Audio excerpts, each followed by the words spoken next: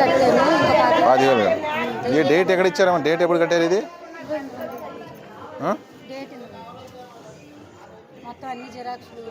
అప్పుడు కట్టిన అవును. ఎంత కట్టారు మీరు డీడీ? 25,000 కట్టారు. ఈ రోజు వరకు వడ్డీ కడతాను ఉన్నారా 25,000కి?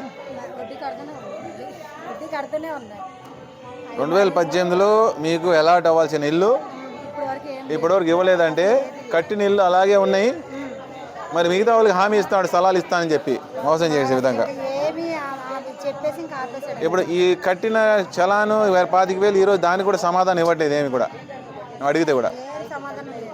ఇదిగో అదిగో అని అంటున్నారు. అది చుట్టూ తిరిగితే ఇంకా అదే మాట ఏంటంటే మామూలు పట్టా ఏదో ఇస్తాము, ఎక్కడో మునక్పాళ్ళు ఎక్కడో ఏదో ఇస్తామని అంటున్నారు అంతే. మీకు ఈ ప్రభుత్వంలో మోసం తప్ప ఏం లేదు. ఎందుకంటే కట్టిన ఇల్లు కట్టించిన తర్వాత ఇవ్వడం అనేది. నేను గవర్నమెంట్ స్కూల్లో నేను వేసుకున్నా. ముగ్గురు ఆడపిల్లలు అయితే ఆయన ఇచ్చాడు 13,000. నేను ఫీజు కడుతుంది గవర్నమెంట్ స్కూల్లో 18,000. గవర్నమెంట్ స్కూల్లో మీరు ఎక్కడ అడగమని చెప్పమని నేను చెప్తాను. గవర్నమెంట్ స్కూల్లోనే ఫీజు 18,000. మళ్ళీ నాడు నేడు ఏదో అన్నాడు కదా గవర్నమెంట్ స్కూల్. ఎందుకంటే 13,000 మేము వేయమని అడగలేదు. మా దగ్గర ఇంకా అందులో ఎక్స్ట్రా వేసుకుని 13,000. అవును, ఒక బాబుకి పాపకి వేస్తున్నాడు, కుటుంబానికి ఒకలే వేస్తున్నాడు. పాపకి ఆయన వేసింది, నేను కడుతుంది ముగ్గురు పిల్లలకి. ఇంకా మేము ఎంతకన్నా ఇంకా ఎలా బతుకుతాం? ఇది చూసారా చంద్రబాబు నాయుడు గారు ఏమన్నారు?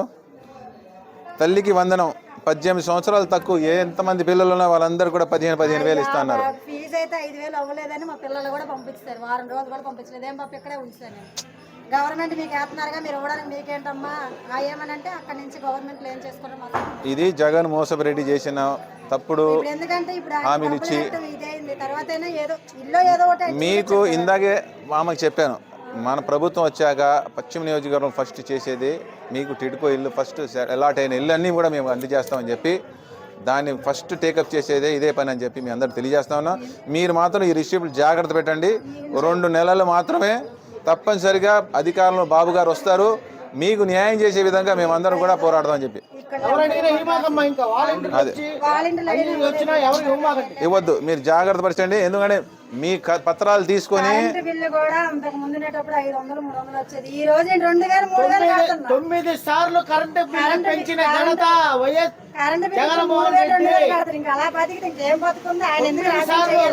కాదు. 9 సార్లు ఇప్పుడు మనం ఇప్పుడు ఏం మాట్లాడినా కూడా బతకాలి కదా. సామాన్య ప్రజలు మధ్య తరగతి కుటుంబాలు బతకాలి కదా.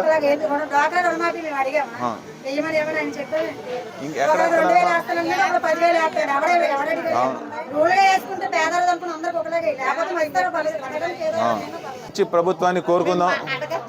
అడగండి అమ్మా, అడగడానికి వచ్చాము. దేవుడి దయవల్ల వెళ్ళిపోయింది అనుకో, మేము డబ్బు కట్టామండి ఇల్లు కానీ 35,000. మీరు పత్రాలు జాగ్రత్త చేసుకోండి. ప్రభుత్వం వచ్చాక బాబు గారు వచ్చాక ఫస్ట్ చేసేది అదే. మీకు ఫస్ట్ ఇల్లు టిడ్కో ఇల్లు స్థలాలు ఇచ్చే బాధ్యత మేము తీసుకుంటాం. అది 2 స్థలాలు మా అబ్బాయికి మాకు వచ్చిందండి. మా అబ్బాయికి కట్టాం, మాకు లేక మేము కట్టుకోలేదు. మా అబ్బాయి 35,000 కట్టారు. చాలా మంది కట్టామండి. ఎంత కండిషన్లు పెడుతున్నారు. అవునా?